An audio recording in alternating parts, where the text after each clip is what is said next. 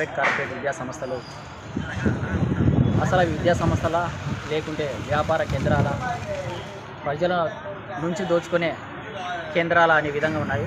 ఎందుకంటే విద్యాశాఖ అధికారులు ప్రతి ప్రైవేటు స్కూళ్ళల్లో అంటే చదువు చెప్పాల్సిన పాఠశాలలోనే వ్యాపారీకరణ ప్రైవేటీకరణ చేస్తూ ఉన్నారు.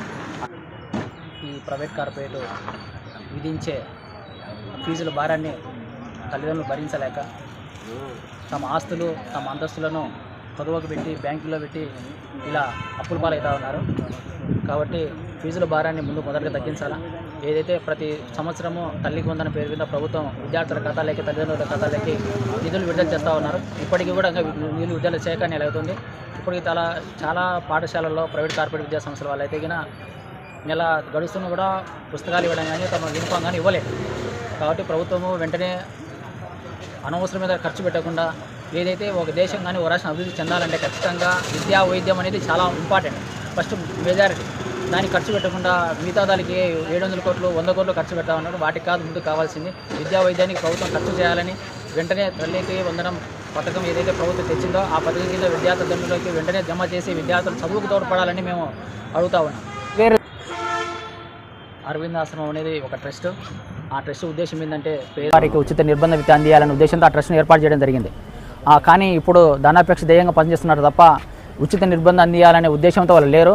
కాబట్టి ఏదైతే వాళ్ళు తమ ఫీజు నియంత్రణ చట్టం అమలు చేయకుండా ప్రభుత్వ నిబంధనల విరుద్ధంగా తన పాఠశాలలోనే పుస్తకాలు బట్టలన్నీ చూసని అమ్ముతూ ఉన్నారు. అది కూడా తమ పాఠశాల అమ్ముకుని ఎదురుగా ఉన్న ఇంటిలో పోయి తీసుకోండి, ఇక్కడ ఫీజు కట్టండి, ఇక్కడ ధనాపేక్ష ధ్యేయంగా పనిచేస్తున్నారు తప్ప ఉచిత నిర్బంధ విద్యను అమలు చేయాలనే ఉద్దేశంతో వాళ్ళు లేరు. కాబట్టి వెంటనే ప్రభుత్వం చర్యలు తీసుకోవాలని వారి మీద డిమాండ్ చేస్తూ ఉన్నాం. అరవింద్ ఆశ్రమంలో ఫీజు కట్టాలా, ఇక్కడ కడితేనే అక్కడ ఎదురుగా ఉన్న ఇంట్లో పుస్తకాలు ఇస్తారు, బట్టలు ఇస్తారు, స్టేషనరీ ఇస్తారు. కాబట్టి అది ప్రభుత్వ నిబంధన వ్యతిరేకం. ప్రభుత్వ నిబంధన ఏదైతే దాన్ని అతిక్రమించి వాళ్ళు పనిచేస్తూ ఉన్నారో ఆ ఉచిత నిర్బంధ హక్కు చట్టం ప్రకారము వారి మీద చర్యలు తీసుకోవాలని మేము డిమాండ్ చేస్తూ ఉన్నాం. ప్రతి ప్రైవేటు స్కూళ్ళల్లో అంటే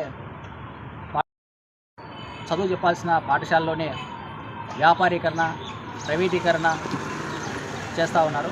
అక్కడే బట్టలు అమ్మడము, అక్కడే పుస్తకాలు కొనడము, అక్కడే అన్నీ చేయడము జరుగుతామని వాటిని నియంత్రించడంలో మండల విద్యాశాఖ అధికారులు, డివిజన్ విద్యాశాఖ అధికారులు, జిల్లా విద్యాశాఖ అధికారులు విఫలమై ఉన్నారు. ప్రభుత్వం స్పందించి ఆ విద్యా వ్యాపారీకరణను ఆ దోపిడీని అన్నీ అరికట్టాలని మేము ఈరోజు డిమాండ్ చేస్తూ ఉన్నాము.